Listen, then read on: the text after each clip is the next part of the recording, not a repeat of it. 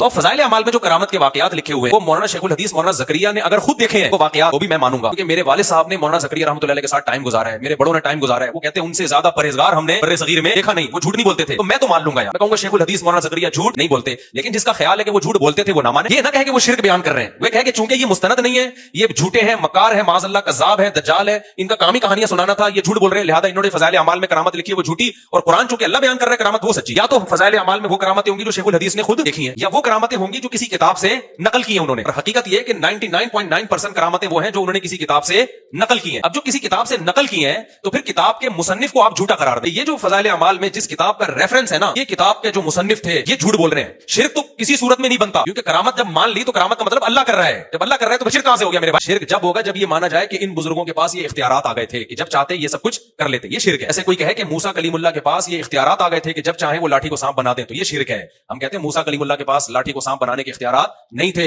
ना सैयदुल अंबिया मोहम्मद सल्लल्लाहु अलैहि वसल्लम के पास चांद को दो टुकड़े करने के इख्तियारात थे। जब अल्लाह ने कर दिए तो हो गए, नहीं करेगा तो नहीं होंगे। इसी तरह सुलेमान अलैहिस्सलाम के दौर में जो बुजुर्ग सेकंड के अंदर तख्त उठा के ले आए, उनके पास ये इख्तियारात नहीं थे कि जब चाहे किसी का तख्त उठा के ले आए। ऐसे तो दुनिया का निजाम क्या हो जाएगा? सारा तितर बितर हो जाएगा। जब अल्लाह की मर्जी थी अल्लाह ने उठवा दिया, जब अल्लाह की मर्जी नहीं है तो इशारे करते रहे, कुछ भी नहीं होगा। बंदा दाएं से बाएं नहीं होगा।